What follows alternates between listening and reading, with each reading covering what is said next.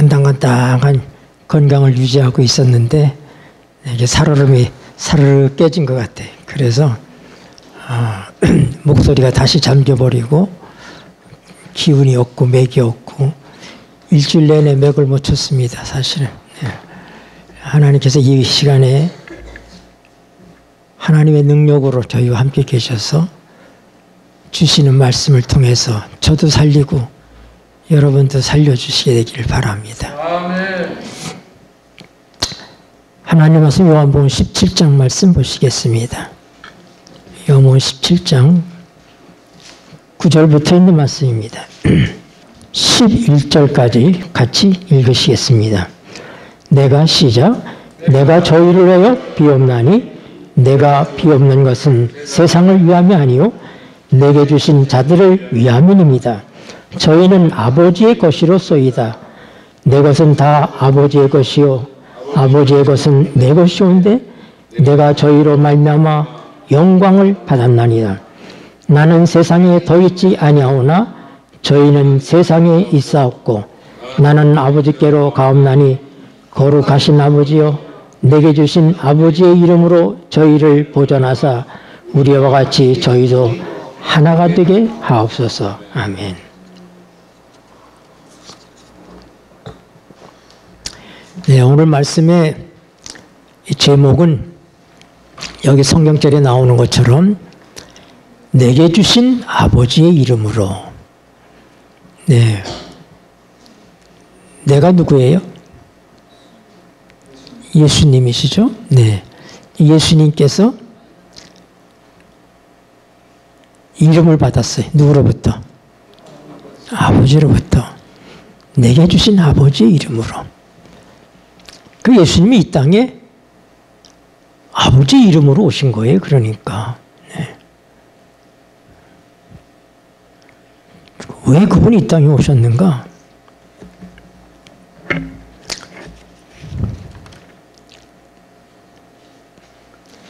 (26절) 보세요. 17장 26절.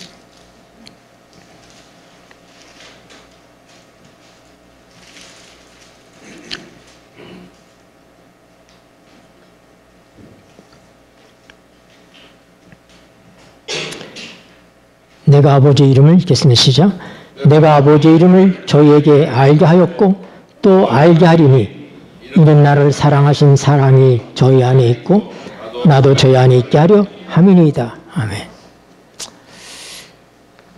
그러니까 하나님께서 예수님에게 아버지의 이름을 주셔서 이 땅에 보내셨어요. 내게 주신 아버지의 이름으로 내가 왔다고 얘기합니다.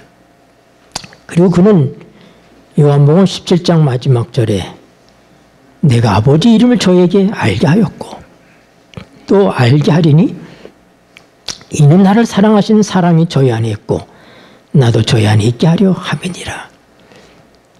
하나님께서 왜 예수님에게 아버지의 이름을 주시고 또 예수님이 이 땅에 오셔서 아버지를 알게 하시는, 이것이 주님이 이 땅에 오신 매우 중요한 목적, 가장 중요한 목적의 하나라고 하는 것입니다.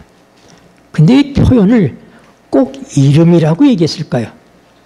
그냥 하나님을 알게 하기 와서 뭐 이렇게 해도 되는데 이름이라는 말이 꼭 들어갑니다.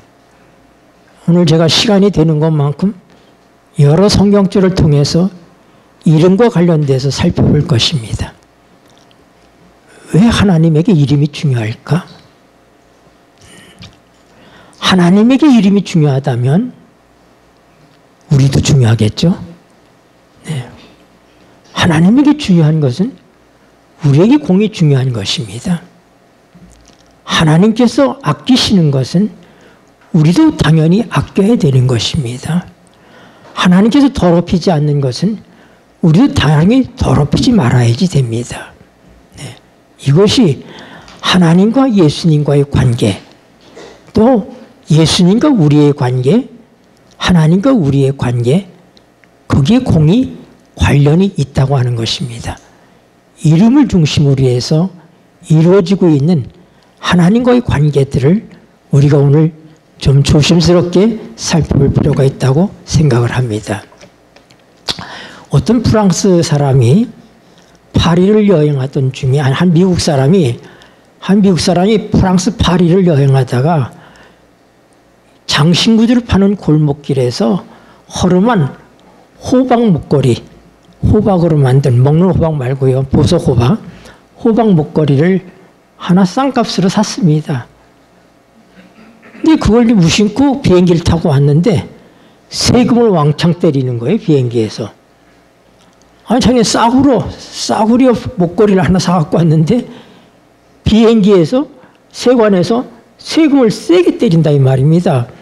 이게 도대체 뭐길래 이게 무슨 가치가 있어서 세금을 이렇게 많이 낼까 해서 그는 그걸 가지고 감정사에게 갔습니다. 그랬더니 감정사에게 감정을 해보더니 이거 제가 25,000불 드릴 테니까 저한테 파시겠어요?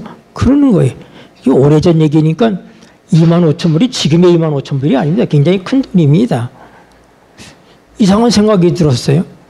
이 도대체 이걸 25,000원씩이나 주고 산다는 이유가 뭔가, 그보다 더 가치가 있을 수도 있겠다 생각해서 이번에는 더 훌륭한 감정사한테 가지고 갔습니다.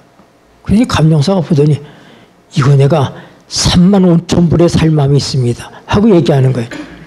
그래서 물어봤어요. 이게 도대체 이게 뭐길래 이렇게 당신들이 값을 쳐준다고 그럽니까? 그랬더니 그분이 일로 와보라고. 그러고는 현미경을 통해서 그 반지를 보여주니까 그 반지에 이렇게 써 있었어요. 조세핀 디 나폴레온 보나파르트. 나폴레옹이 그의 애인 조세핀에게 보낸 목걸이인 것입니다. 거기 나폴레옹이라는 이름이 찍혀 있기 때문에 그게 가치가 있는 거예요. 거기는 호박의 가치가 아니라, 그 보석의 가치가 아니라 바로 그 목걸이가 나폴레옹이라고 하는 사람이 그 애인 조세핀에게 보냈다고 하는 바로 그 이름 때문에 그 목걸이가 비쌌던 것입니다. 이름은 이런 의미를 가지고 있어요. 이름은. 우리 요한계시록 14장을 보세요. 1절. 또 내가 보니, 읽겠습니다. 시작. 또 내가 보니 보라, 어린 양이 시온산에 섰고 그와 함께 14만 4천이 섰는데 그 이마에 어린 양의 이름과 그 아버지의 이름을 쓴 것이 있도다. 여러분, 호박 장신구의 호박 그 목걸이에 나폴레옹의 이름이 써 있어도 그렇게 가치가 있는데, 구원받는 하나님의 백성들의 이마에는 아버지의 이름과 어린 양의 이름이 써 있다고 합니다. 여러분, 그럼 이 가치를, 나폴레옹의 가치와 하나님의 가치가 비교가 됩니까?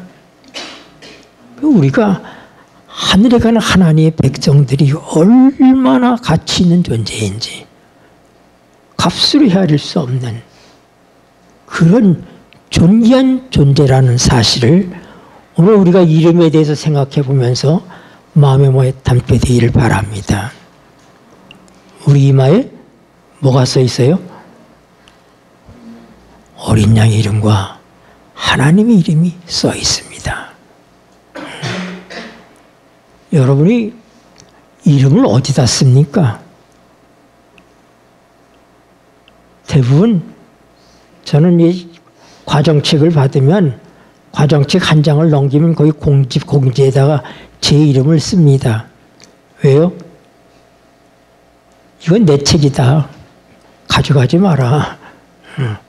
이건 김영수의 것이다.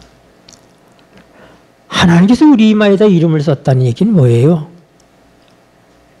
너는 내 소유다. 내 것이다. 이런 얘기예요. 네. 이름이 그렇게 중요한 것입니다. 우리는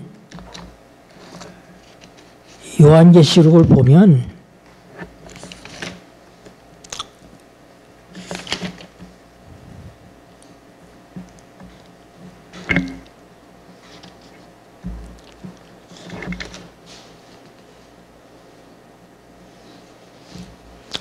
예수님의 재림과 관련된 예수님의 이름들이 나옵니다.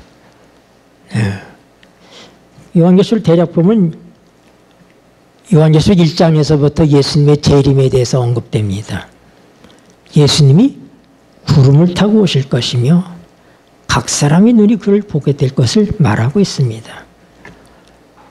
요한계시록 2장과 3장은 7교회에 보내는 기별입니다. 그런데 그 기별 가운데 특별히 3장 11절에 보면은 빌라델비아 교회에게 보내는 기별에서 내가 속히 이 말이니 하고 다시 한번 예수님이 속히 오실 것을 보증하시고 계십니다. 요한계시록 4장부터 7장까지 보면은 사도 요한이 살았던 시대를 우리는 AD 1세기라고 얘기합니다. 1세기. 그 사도 시대로부터 그 다음에 마지막까지 계속되는 7 인의 사건이 기록되어 있습니다. 특별히 그 7인 사건 가운데 6째 인을 떼는 때가 오는데 그 6째 인을 떼는 때가 재림과 관련이 있습니다. 그래서 6째 인을 뗄 때가 7시대로 봤을 때 마지막 시대입니다. 그래서 우리가 아는 것처럼 6째 인을 뗄 때 어떤 사건이 있느냐? 해가 어두워지고 통배당같이 검어지고 달이 빛을 내지 아니하고 빛이 되고 별들이 소나기처럼 떨어지는 그리고 지진이 일어나는 그래서 우리는 1755년 리스본 대지진의 사건 이후를 말세의 시작으로 보고 있습니다. 1780년에 아무 일이 있었고 갑자기 미국에서 대낮에 태양의 빛을 잃고 온 종일 깜깜했던 아무 일이 성경의 예언 그대로 이루어졌습니다. 1833년 밀러의 재림운동이 시작되고 있는 바로 그 무렵에 하나님께서 세 번째로 미국 동부 지역에서부터 멕시코만까지 10월 12일 밤부터 초저녁부터 10월 13일 새벽까지 별 소나기가 내렸어요. 별똥이 떨어졌습니다. 소나기처럼 별이 쏟아졌어요. 그래서 성경이 예언한 그대로 마지막이 시작되었음을 알려줍니다. 그런데 6장의 뒷부분에 가면은 하늘이 종이축처럼 말리며 섬들이 제자리를 떠나간다고 얘기하면서 그 사건 직후에 예수님이 오십니다. 그래서 그때에 많은 왕과 장군들과 자주자들과 이런 권력 있는 사람들이 산과 바위에 숨어서 오시는 인자의 눈을 가리게 해달라고 그러고 바위가 자리를 떨어뜨려서 그를 보지 못하게 해달라고 그렇게 아우성치는 말씀이 6장의 마지막 부분에 기록되어 있습니다. 계시록 6장을 다시 한번 펼쳐보세요. 계시록 6장 12절과 13절은 말세의 시작을 알리는 예언입니다. 이건 이미 지나간 예언이고 다 성취된 예언입니다. 그러나 14절 이후는 아직 이루어지지 않은 예언입니다. 제가 언젠가 얘기했죠. 헬라어로 끝이라고 하는 단어가 그것이 한 정점의 끝을 말하는 것이 아니라 순텔레이아라는 것은 바로 어느 기간의 끝을 얘기합니다. 7 시대로 구분했을 때 사도시대가 초대교회 시대라면은 6째 인을 떼는 때 바로 그때서부터는 말세의 기간으로 들어가요. 순텔레이아는. 우리가 조선시대를 얘기할 때 조선 초기, 중기, 말기 이렇게 하잖아요. 한 지점이 아니라 조선의 초기는 언제부터 언제까지, 중기는 언제부터 언제까지, 이렇게 말기는 이제 우리 고종환제, 그 순종환제 그때를 말기라고 해서 우리가 그때 대한제국으로 들어가지 않습니까? 그런 것처럼 순텔레아는 기간, 어느 한 기간을 얘기하는데 그 기간이 끝나는 기간이다. 그 어떤 이 마지막 때라고 하는 사실을 알려주고 있는 거예요. 그런데 예수님이 오시는 바로 그 끝의 끝은 텔로스라고 기록되어 있어요. 텔로스. 지금 우리는 순텔레아의 기간 속에 있지만 아직 텔로스는 아닌 것입니다. 예수님이 지성소에서 나오시고 7 재앙이 내리고 주님이 우리 앞에 우리를 데리러 오실 때 그때가 텔로스예요. 이제 끝이 올 것입니다. 그래서 이 요한계시록은 우리에게 예수님의 재림과 관련해서 많은 것들을 가르쳐주고 있습니다. 혹시 지금 해수면이 높아져서 섬들이 잠기고 뭐 이런 것들을 우리가 보면서 이 예언의 성취가 아닐까 그렇게 생각하는데 우리가 그런 것들을 통해서 마지막에 가까운 것들을 인식은 해야 되겠지만은 저는 성경을 살펴보는 이 성경 학도의 한 사람으로서 앞에 나와 있는 12절과 13절이 실제적인 예언이었던 것처럼 여러분 예수님 재림 직전에 하늘이 종이축처럼 말리고 섬들이 제자리를 옮기는 것도 침수되는 것과 다르게 완전하게 말씀대로 이루어질 것을 믿습니다. 네.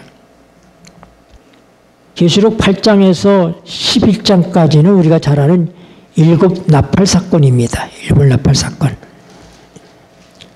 그리고 이제 등장하는 것이 요한계시록 14장 6절부터 13절에 소개되는 바로 재림의 준비를 마치고 흰 구름 위에 앉아 계신 예수님의 모습을 우리에게 보여줍니다. 이미 새 천사의 기보를 주어지기 전에 하나님께서는 하늘을 먼저 보여주셔요. 하늘을. 이미 모든 게 끝나서 14만 4천 일이 하나님의 보좌에 함께 있는 그런 모습들을 먼저 보여준 다음에 그 다음에 이제 이 마지막 기별을 우리에게 알려주고 선포하고 있습니다. 그리고 좀 전에 읽었던 것처럼 또 내가 보니 보라 어린 양이 시온산에 섰고 그와 함께 14만 4천이 섰는데 그리고 이것은 지금 진행되고 있는 예언이 아니라 이미 미래에 이루어진 한 예언을 먼저 결론적으로 얘기하고 그 다음에 이 마지막 때에 하나님 백성들이 어떻게 살아야 되고 무슨 사명을 갖고 있고 하나님께서 어떻게 우리를 구원해 가시는지 내용이 요한계시록 뒷부분으로 계속해서 나옵니다. 네. 요한계시록 14장 14절 또 내가 보니 읽겠습니다. 시작.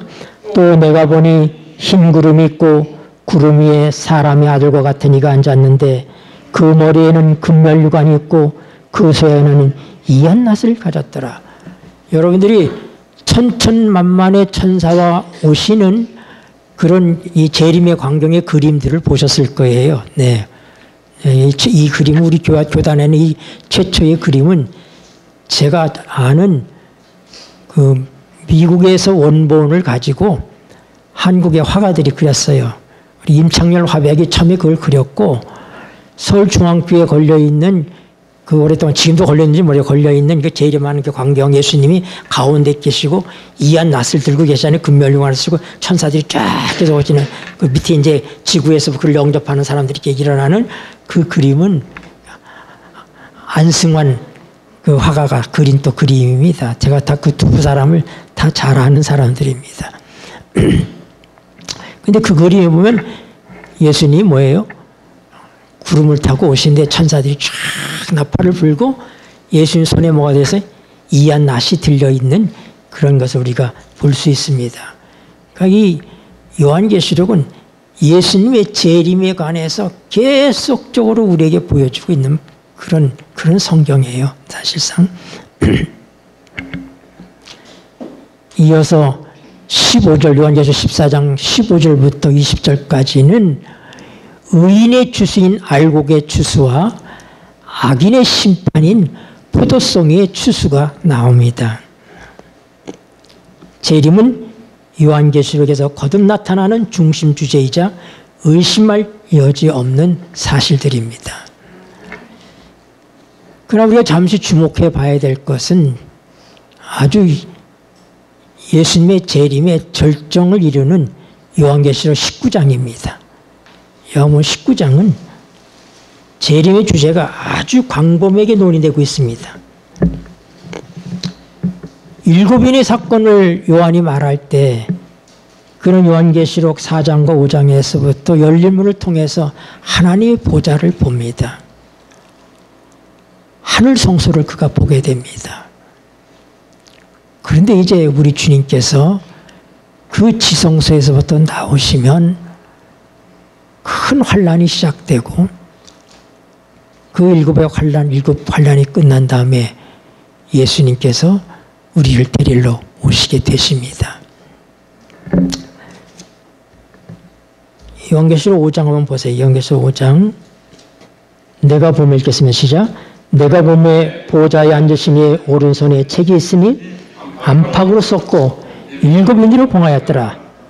또 보며 힘있는 천사가 큰 음성으로 외치기를 누가 책을 펴며 그 인을 떼기에 합당하냐 하니.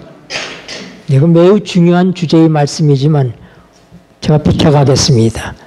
여기서 단순히 요한계시록 5장에서 하나님의 보좌가 펼쳐지고 있다. 요한은 하나님께 우리가 어떻게 하나님의 보좌를 볼 수 있겠습니까? 하나님께서 보여주시니까 볼 수 있지 우리 스스로 볼 수가 없습니다. 여러분,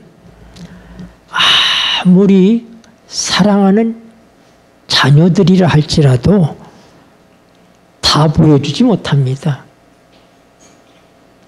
그렇죠? 내 속으로 난 자식이고 숨길 게 없지만은 부부가 갖고 있는 비밀한 시간들을 전부 공개할 수는 없습니다. 하나님도 우리를 사랑하십니다. 그러나 여러분, 좀처럼 하나님은 하나님의 보좌를 공개하지 않습니다. 거기는 하나님의 보좌요, 하나님의 엄중한 비밀이 있는 곳입니다. 하나님의 통치가 이루어지는 곳입니다. 하나님이 그것까지는 웬만해서 오픈하지 않는데 우리가 성경에서부터 이사야 6장에서도 이사야 선지자가 우시아 왕이 죽던 이 하늘의 보좌를 봅니다. 다니엘 7장에서도 우리가 재림 심판하는 광경을 하늘의 보좌에 보여줍니다. 이 세상에서 가장 힘들고 절망적일 때마다 하나님께서는 하나님의 보좌를 눈을 위로 향하게 해서 하나님의 보좌를 보여줍니다. 이것이 우리의 희망인 것입니다. 이것이 하나님의 보장인 것입니다. 그래서 그런 그 보좌에서 요한계시록 11장을 한번 보세요. 요한계시록 11장 19절 다시 한번 하나님의 보좌가 열리는데 이에 하늘에 있는 읽겠습니다. 시작. 이에 하늘에 있는 하나님의 성전이 열리니 성전 안에 하나님의 언약궤가 보이며 또 번개와 음성들과 내성과 지진과 큰 우박이 있더라. 네. 드디어 하나님의 보좌가 열리면서 하나님의 지성소가 보여집니다. 거기에 뭐가 있어요? 언약궤가 있습니다. 그 언약궤 속에 뭐가 들어있어요? 십계명이 들어있습니다.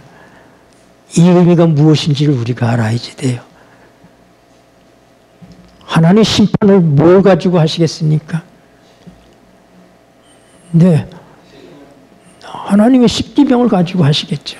네.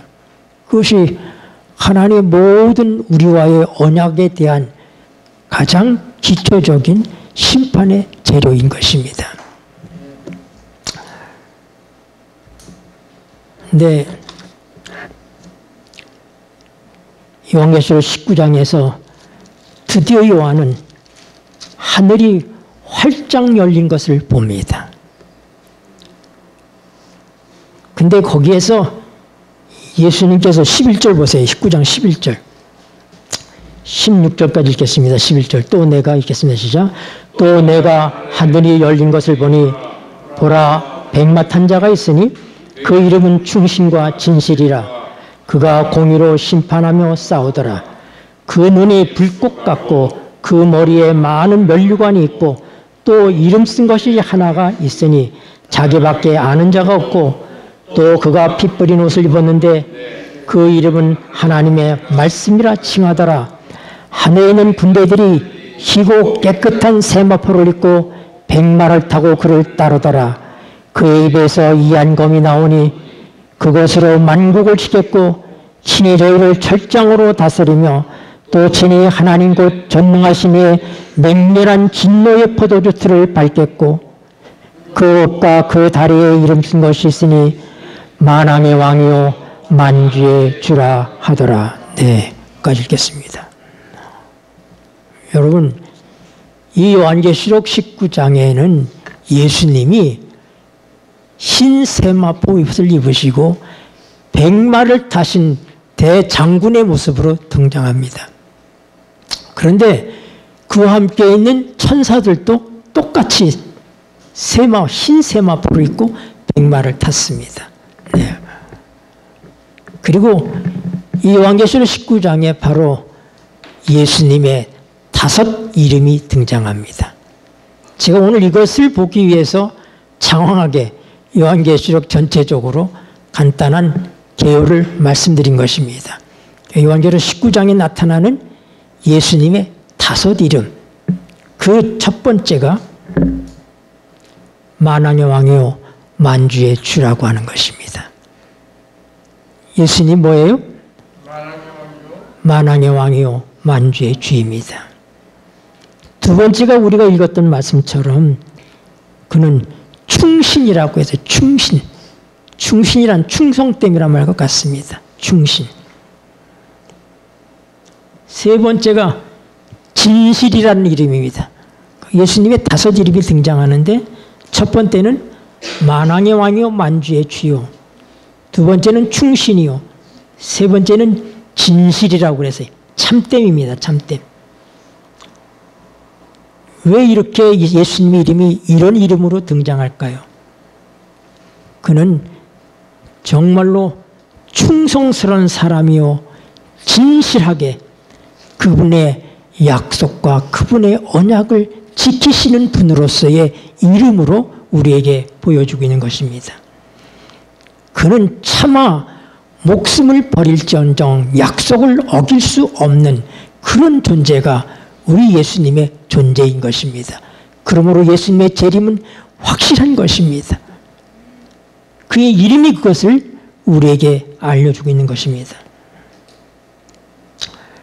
우리는 요한계시록 1장부터 3장에 걸쳐서 예언된 것처럼 수세기 동안 7기회로 7기간 동안에 에베소, 서모나, 버가모, 두아디라, 사다, 빌라델피아, 라오디게아 이 7교회는 그 당시의 7교회지만은 사도시대로부터 지금까지 이 시대를 7으로 구분한 7교회 시대를 얘기합니다. 지금은 우리가 뭐라고 그래? 라오디게아 교회라고 얘기합니다. 그러나 우리가 이 1장부터 3장 여기에 나타나고 있는 7교회를 보면은 7교회의 모습이 그름투생입니다. 칠칠치 맞지 못합니다. 많은 허물들이 있고 실수가 있습니다. 온전치 않습니다. 그러나 우리 주님께서 그 교회를 사랑하시고 그 교회를 붙들고 계신 것을 우리는 볼 수 있습니다. 요한계시록 1장에 요한에게 처음 나타난 예수님은 금촛대 사이를 다니시는 이 7교회를 돌보고 계시는 예수님의 모습을 볼 수 있는 것입니다. 그리고 이제 그분께서는 참으로 요한계시록 3장 14절에 참 충성된 참된 증인이시고 요한계시록 2장 18절에는 그 눈이 불꽃 같은 눈을 갖고 계시고 그 불꽃 같은 눈으로 우리를 살피시고 계신 우리의 구주인 것을 요한계시록에서는 누누이 우리에게 보여주고 있습니다. 네 번째 이름이 하나님의 말씀이다 그랬습니다. 이 말씀 우리에게 너무도 익숙하죠. 요한복음 1장 1절에도 태초에 말씀이 계시니라. 이 말씀은 하나님과 함께 계셨고 이 말씀은 하나님이시니라. 말씀 하나님, 예수님을 하나님의 말씀이라고 네 번째로 얘기합니다. 요한일서 1장 1절에도 이 말씀에 대하여 하면서 요한이 얘기합니다. 예수님을 말씀으로 소개하고 있습니다. 왜요? 말보다 더 분명하게 설명할 수 있는 도구가 우리에게 없습니다. 우리가 말이 안 통하면은 바디랭귀지를 한다고 그러잖아요. 네. 바디랭귀지가 아무리 뭐 통할 수 있다 해도 말보다 더 낫습니까? 네. 예수님은 하나님 우리에게 소개하고 하나님을 알려주고 하나님의 이름을 우리에게 알려주는 그 일에 있어서의 말씀으로서 오신 분이십니다. 가장 완벽하게 하나님을 설명하고 하나님을 보여주고 이해시키는 하나님의 한 분이신 하나님을 대표해서 오신 예수님, 그분이 말씀이십니다. 그런데 애석하게도 여러분, 예수님의 다섯 번째 이름은 없습니다. 19장 12절을 보세요. 요한계시록 19장 12절. 그 눈이 불꽃 같고 읽겠습니다. 시작. 그 눈이 불꽃 같고 그 머리에 많은 면류관이 있고 또 이름 쓴 것이 하나가 있으니 자기밖에 아는 자가 없고. 요한이 보긴 봤습니다. 계시 가운데 보긴 봤는데 잘 못 봤어요. 다른 건 보고 기록을 했어요. 네, 만왕왕 만주의 주, 그 다음에 충신, 진실, 하나님의 말씀 다 그거 본대로 기록을 했는데 그거 보긴 봤는데 읽지 못한 것입니다. 그 이름은 누구만 안다고요? 자기만 안다. 예수님만 안다. 네. 알려지지 않은 다섯 번째 이름이 뭘까? 성경이 밝히고 있지 않으니 우리는 알 길이 없습니다. 그러나 훗날 주님께서 그 이름을 우리에게 밝히실 것입니다. 거기에 우리가 상상치 못한 그런 깊은 의미가 담겨 있는 이름이 있을 것이라고 생각됩니다. 여러분, 옛날에는 요즘 우리가 권총을 허리다 차거나 가슴에다가 차는데 옛날에는 총 대신에 칼을 찼잖아요. 칼을 어디에 차요? 허리도 안 찼어요. 네, 이 넓적다리에다가 칼을 차고 다녔습니다. 네. 그래서 요한 시대에는 왼쪽 넓적다리에 차고 다녔습니다. 그 검은 뭐예요? 성령의 검. 하나님의 말씀입니다. 하나님의 말씀. 네.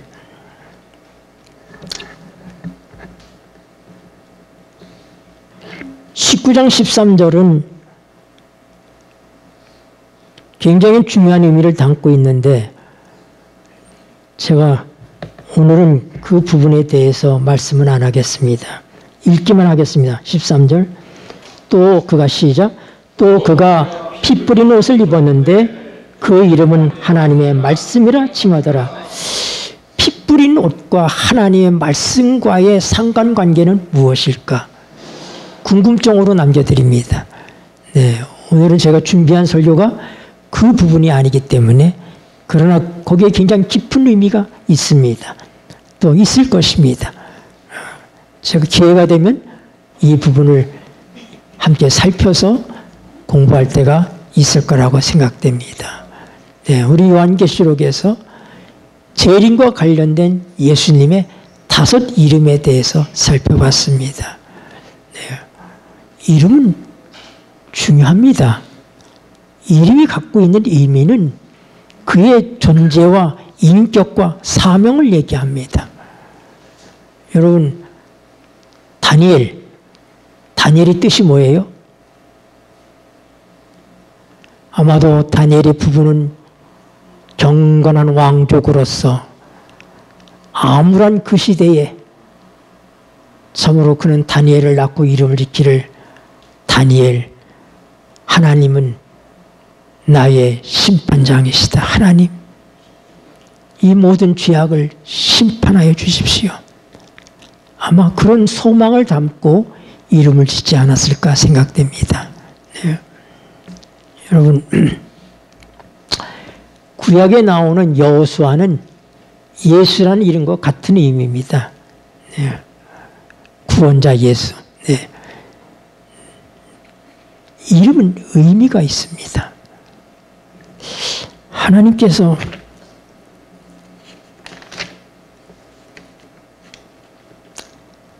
십계명에서 셋째 계명에 하나님께서 뭐라고 말씀하셨어요? 여호와 이름을 망령되이 일컫지 말라.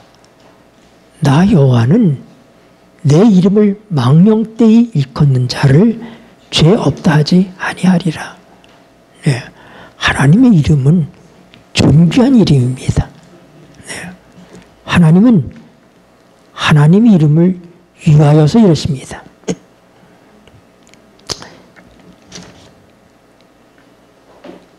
사무엘상 12장 22절입니다. 여호와께서 읽겠습니다. 시작. 여호와께서는 저희로 자기 백성 삼으신 것을 기뻐하신 거로 그 크신 이름을 인하여 자기 백성을 버리지 아니하실 것이요. 여러분, 하나님께서 자기 백성을 버리지 아니하시는데 무엇 때문이라고요? 우리의 어떠함 때문이 아니라 그분의 크신 이름 때문에 우리를 버리지 아니하신다 말씀하십니다. 오늘 하나님의 이름이 갖는 이 깊은 의미들을 여러분들이 좀 아시게 되기를 바랍니다. 시편 23편 3절 우리가 잘 아는 것. 내 영혼을 소생시키시고 목자이시에 그 다음 뭐라고 그랬어요? 자기 이름을 위하여 의의 길로 인도하시는도다. 하나님은 자기의 이름을 위하시는 분이십니다. 소중히 여기십니다. 시편 25편 11절에는 여호와여 나의 죄악이 중대하오니 주의 이름을 인하여 사하소서. 하나님, 내가 엄청난 죄인입니다. 죄를 졌습니다. 그런 하나님, 주님의 이름을 위하여 나를 용서해 주십시오. 시편 54편 1절에도 하나님이여 주의 이름으로 나를 구원하시고 주의 힘으로 나를 판단하소서. 시편 기자는 계속해서 주의 이름을 위하여 주의 이름으로 나를 구원하라고 그렇게 부르짖고 있습니다.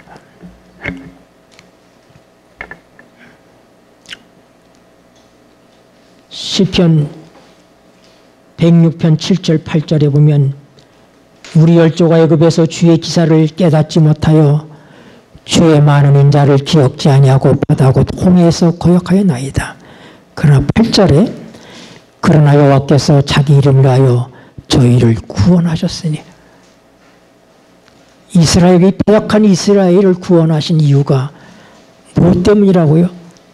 하나님의 자기 이름 때문에. 여러분, 그래서 우리 예수님께서 하나님의 이름을 알려주러 이 땅에 오신 것입니다.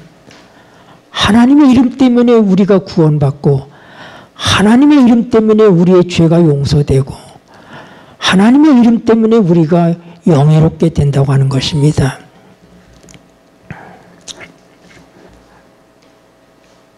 하나님의 이름이 우리의 죄를 사합니다. 러시아의 황제 니콜라이 2세는 그가 군대 안에 아주 절친한 자기 친구가 있었습니다. 근데 그가 군대를 시찰하다가 자기 친구의 아들이 어느 부대에 재정 담당 장교로 근무한다는 것을 알고 사랑하는 친구의 아들을 한번 만나서 격려해 주려고 그 부대를 갔습니다. 근데 그 순간에 이 친구는 뭘 하고 있었냐면 도박에 손을 댔어요. 자기 월급을 다 탕진하고 그게 아까우니까 굴에 있는 공금을 살살 꺼내다가 만회해보려고 시작하다가 그만 군에 있는 모든 공금을 다 횡령해서 도박으로 날렸습니다. 갚을 길이 없어요. 그는 이제 불명예스럽게 죽어야 되는데 자살을 결심하고 권총을 꺼내놓고 책상에 놓고 막상 죽으려고 하니까 참 한심하고 슬펐습니다. 그래서 그가 탕진한 돈을, 국가의 재산을, 이 군의 이 공공자금을, 그가 관리하던 돈을 쫙 적었어요. 어마어마한 돈이었어요. 그리고는 그것을 적으면서 이제 자기 자살을 죽일 생각하면서 눈물을 툭툭 흘리며 후회하면서 그걸 적고는 마지막에 뭐라냐면 누가 내 대신 이 많은 돈을 갚아줄 것인가. 그리고 흐느껴 울다가 잠이 들어버렸어요. 그때 황제가 온 겁니다. 황제가 와보니까 그의 집무실에 앉아서 자고 있는데 눈물 자국에 뚝뚝 떨어진 종이 한 장이 있어요. 그래서 가만히 읽어보니 그런 내용이었어요. 그런 소리 없이 누가 이 많은 돈을 갚아줄 것인가. 그 밑에다가 나 러시아 황제 니콜라이가 갚았노라 하고는 니콜라이 2세 사인을 거기다 했습니다. 그리고는 자는 친구의 아들을 한번 쓰다듬어 주고는 그 부대를 떠났습니다. 이 친구가 잠에서 깬 다음에 누가 다녀간 것 같아요. 이렇게 보니까 나 러시아 황제 니콜라이가 이미 다 갚았노라 하고 써 있는 거예요. 누가 장난했나? 사인이 있어요. 그래서 얼른 그는 공문서들을 뒤졌어요. 황제의 사인이 온 공문서들 뒤진 건 똑같은 사인이었어요. 여러분, 우리 하나님의 이름, 예수님의 이름은 힘이 있습니다. 러시아 황제 니콜라이 2세와 비교할 수 없는 힘이 있습니다. 그의 이름이 우리의 죄를 사합니다. 그의 이름이 우리를 구원합니다. 이사야 48장 9절입니다. 내 이름을 위하여 읽겠습니다. 시작. 내 이름을 위하여 내가 노하기를 더디할 것이며 내 영예를 위하여 내가 참고 너를 멸절하지 아니하리라. 아멘. 여러분, 하나님 이름 좋습니까? 왜 예수님께서 아버지의 이름을 알려주러 오셨을까? 왜 하나님께서 예수님에게 아버지의 이름을 주셔서 이 땅에 보내셨을까? 그 이름이 우리를 멸절시키지 않기 때문입니다. 그 이름 때문에 주님이 우리에 대해서 참으시고 노하시지 않습니다. 이스라엘 백성이 금송아지 사건으로다가 폐역했을 때 이 모세는 그들을 위해서 탄원하며 하나님을 보여달라고 얘기합니다. 그때 우리 하나님께서 그를 반석 위에 숨기고 지나가시며 반포하시기를 여호와로다, 여호와로다, 자비롭고 노하기를 더디하며 인자를 천대까지 베푸는 여호와라고, 그렇게 자기 여호와의 이름의 의미, 그의 성품을 얘기합니다. 그때 모세가 주여 우리와 함께 계시옵소서, 우리를 버리지 마시고 우리와 함께 계시옵소서, 그가 용기를 내서 하나님을 붙듭니다.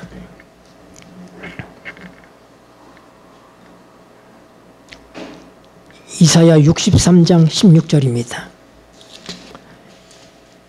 이사야 63장 16절 주는 읽겠습니다. 시작. 주는 우리 아버지시라. 아브라함은 우리를 모르고 이스라엘은 우리를 인정치 아니할지라도 여호와여 주는 우리의 아버지시라. 상고부터 주의 이름을 우리의 구속자라 하셨거늘. 아멘. 주님의 이름이 우리의 구속자십니다. 에레미야 말씀은 그래도 한 절 더 읽읍시다. 에레미야 14장 7절입니다.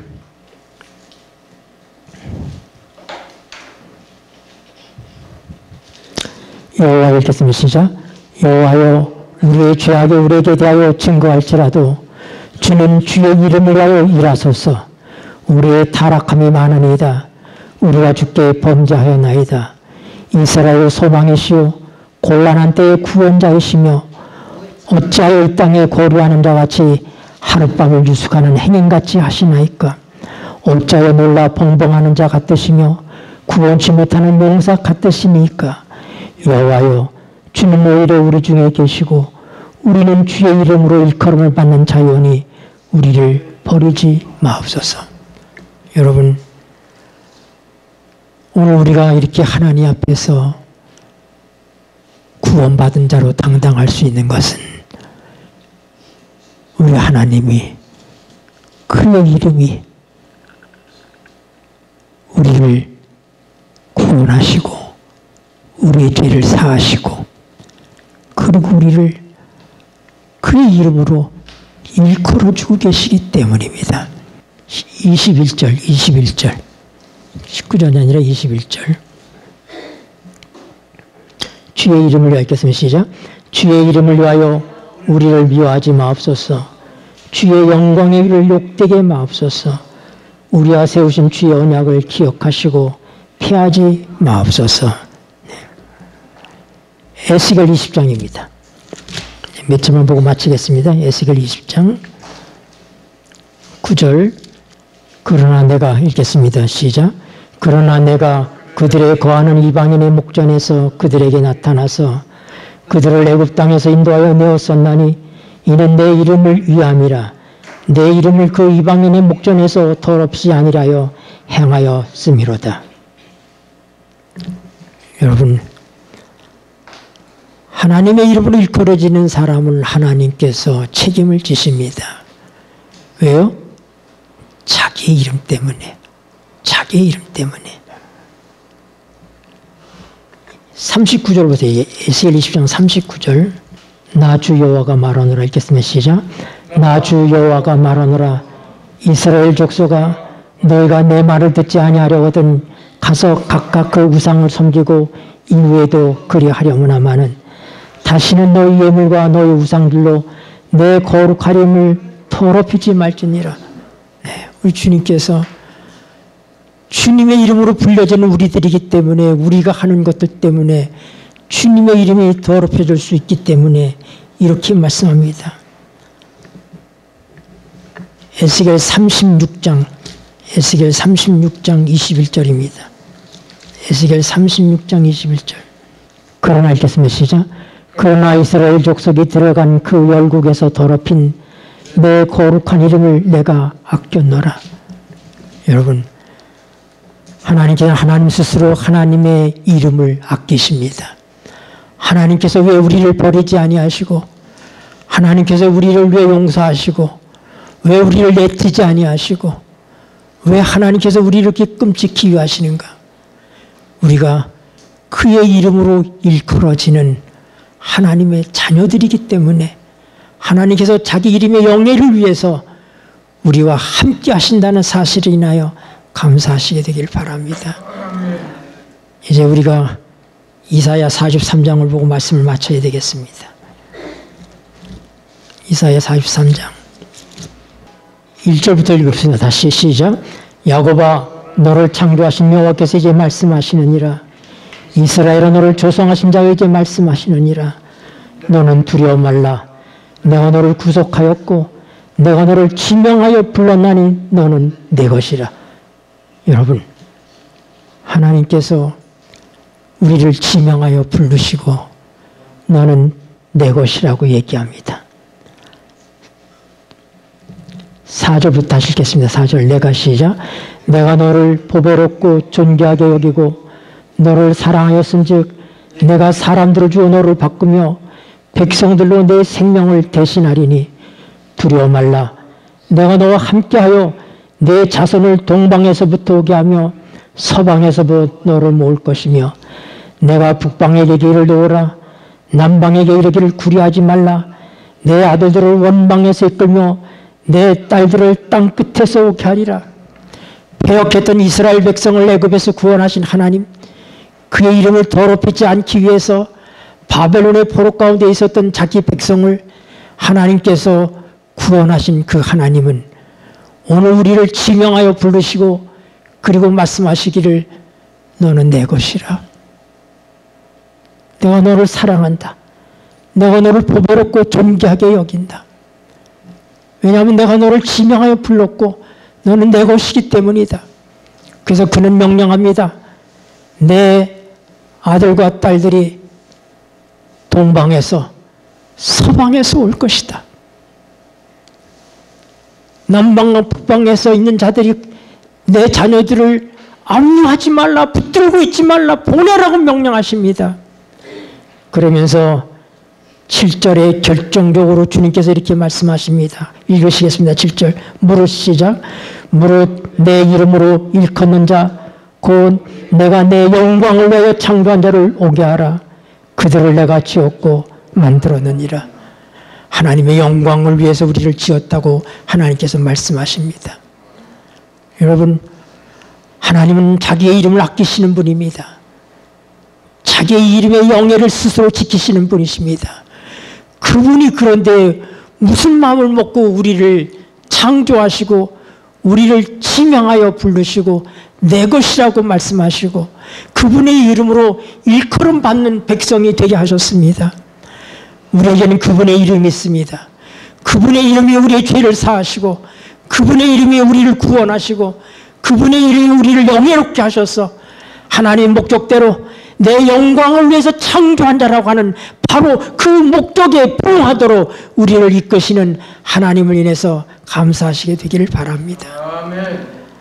아버지의 이름을 주어서 왜 예수님을 보내셨을까?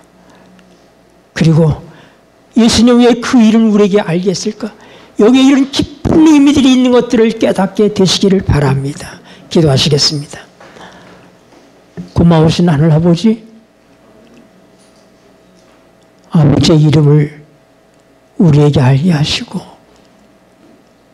우리로 하나님의 이름으로 일컬음을 받는 자들이 되게 하셨사오니 감사합니다. 주의 이름을 위해서 우리를 용서하여 주시고 주의 이름을 위해서 우리를 구원하시는 하나님, 주의 영광을 위해서 우리를 영예롭게 하시는 하나님, 이 모든 은총을 인하여 감사합니다. 예수님을 이 땅에 보내실 때 아버지의 이름을 주어서 보내신 목적이 무엇인지를 새삼스럽게 우리가 깨달을 수 있도록 도와주시고 아버지의 이름에 영광을 돌리고 그 이름으로 영생 얻고 구원받고 영원히 함께 사는 축복이 있음을 인하여 감사하며 아버지여 당신의 이름으로 우리와 영원히 함께 계셔 주시옵소서. 예수님의 이름으로 기도드립니다. 아멘.